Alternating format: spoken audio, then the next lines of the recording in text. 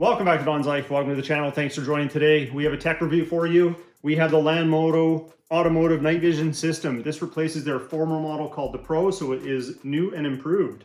Basically, it's going to let us see in extremely dark conditions as well as poor weather. So whether you have snow, rain, fog, it's going to help us see better in those conditions as well. Here's some teaser clips for you.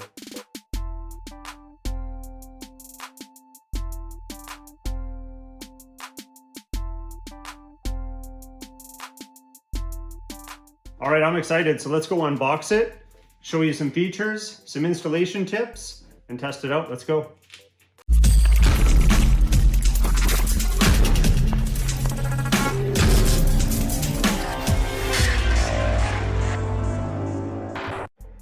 Let's take a closer look at what we're reviewing today.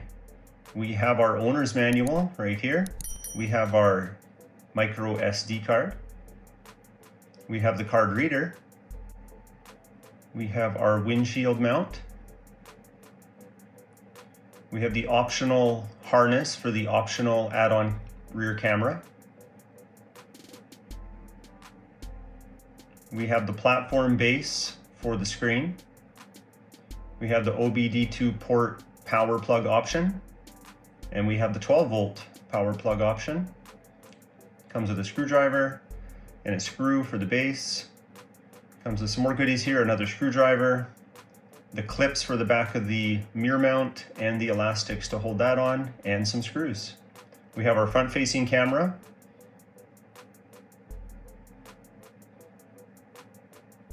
We have another mount with 3M adhesive. It goes on the camera right here. And we have the optional rear-facing camera.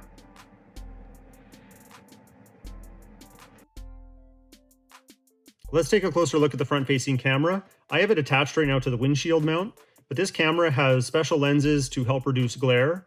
It also has low light sensitivity of 0.0001 lux, which is common in security cameras, but this camera also lets you see in full color, so that's a benefit. We do have a viewing angle. Once we attach it, the viewing angle is 75 degrees and a range of 984 feet. That's really far. But when you want to look really far, you sacrifice a little bit of that field of view. So I think they found a good balance. You'll find dash cams that have a wider field of view, but they don't have very good range. So this has it. So what we're going to do is we're just going to mount it here temporarily for our demonstration.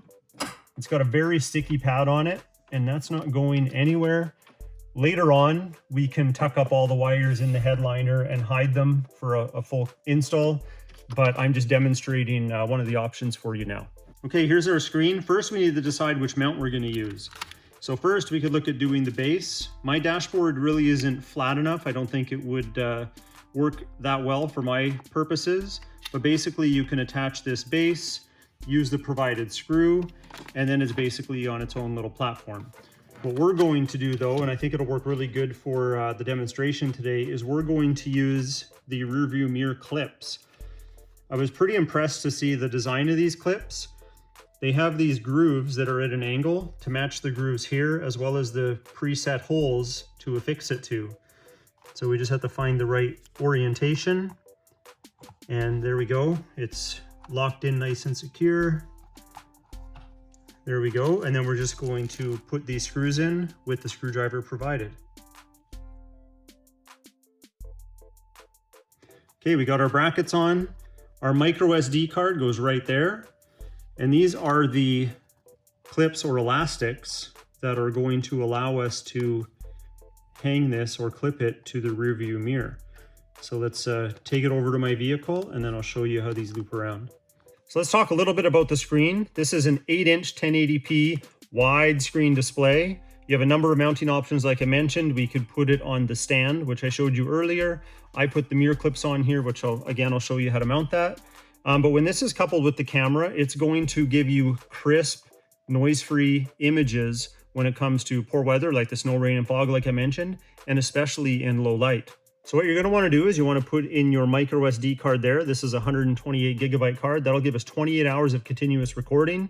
That's more than one full day of recording. Now, if you're using both cameras, it's going to cut in half. So you'll have 14 hours with the back camera and with the front camera.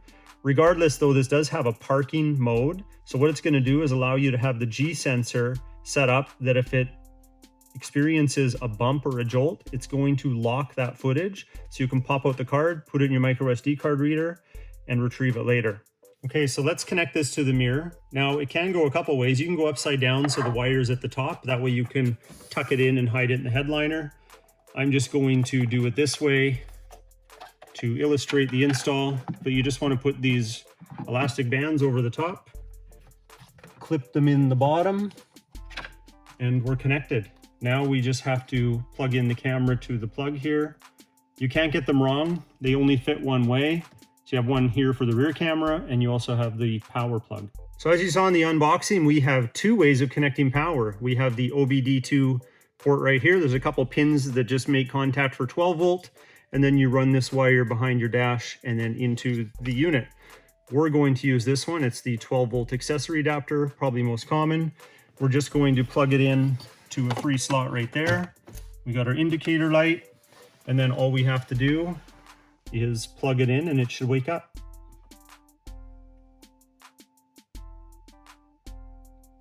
And remember, the first time loading it, it will ask you to format the memory card. So here's the rear facing camera. This is an add-on that needs to be purchased separately. It does not come with the camera, but it does have an IP67 waterproofing rating. So that means it's good for outside the vehicle to handle any of the elements that it may be exposed to. It is 1080p, but it has a 170-degree viewing angle, which is quite a bit more than the front-facing camera, but it's not near as powerful. So it's sacrificing range again, but it's giving you like a wide viewing angle, which is going to be really good for parking, reversing. To install the camera, you'll see this bracket here. You got to figure out which orientation is going to work best for your vehicle.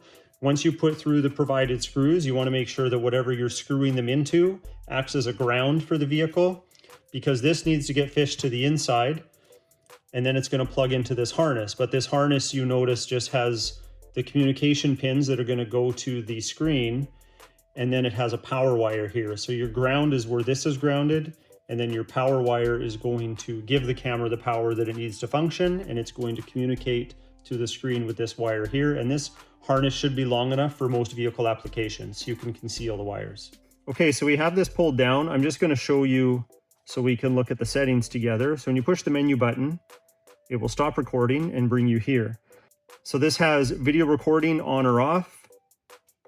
We have audio recording on or off, recording time segments of 1, 3, or 5 minutes. We can set the brightness, so depending on the day, the night, we can adjust as we need. We have our G sensor sensitivity. So when we're in parking mode, it will trigger on different sensitivities there. This installation has to do if your screen is reversed or not, depending if it's on the dashboard or on the windshield, depending how you like it. And it would just reverse just like that. We have the system time you can set, your video playback, which will show you all your different footage. We'll just pick one here from a different demo, and it'll play, something like that. So that's inside my garage area. And then we can get out of there. Then we have our language settings, and we can format our memory card. Let's take a look through the windshield.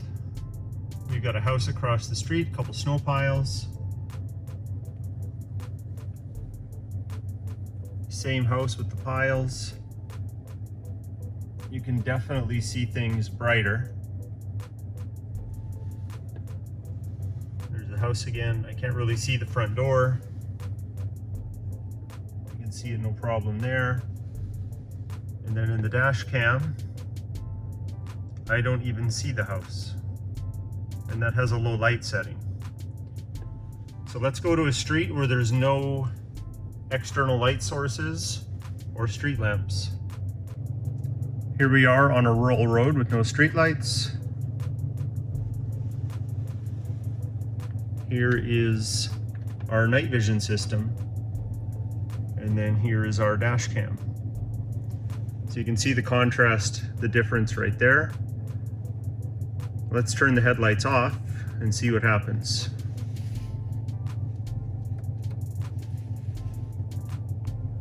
There, now the dash cam picks up a little better, but we still have the best vision with the Lanmodo M1. Here's another example for you. We are at a dead end on a rural road. There's our night vision system. We can see way more of the power poles right here. There's our dash cam, a little bit small. Now I'm going to turn the headlights off. And you can see we have full color and we can make out pretty much everything. The dash cam, its low light feature kind of kicks in. You can see a little bit there, pretty small on the screen though. There, quite a comparison. Turn the lights back on. And there we go. I definitely think it improves visibility, for sure.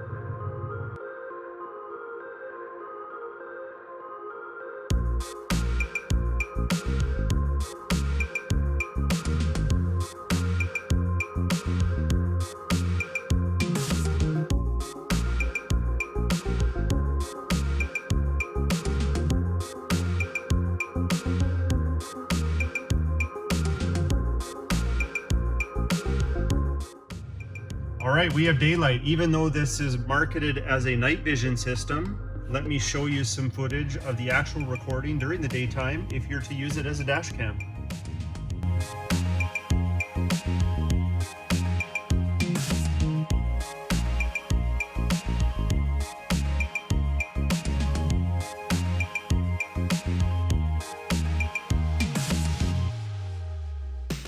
All right, I think we hit our goals. We did the unboxing, feature reviews, some installation tips, and reviewed the footage. So whether it be snow, rain, fog, nighttime, daytime, driving down those country roads, driving down those city streets, this adds an element of safety. So the Lanmodo night vision automotive system, it works. If you like today's video, hit that like button. Please consider subscribing. We'll talk to you next time.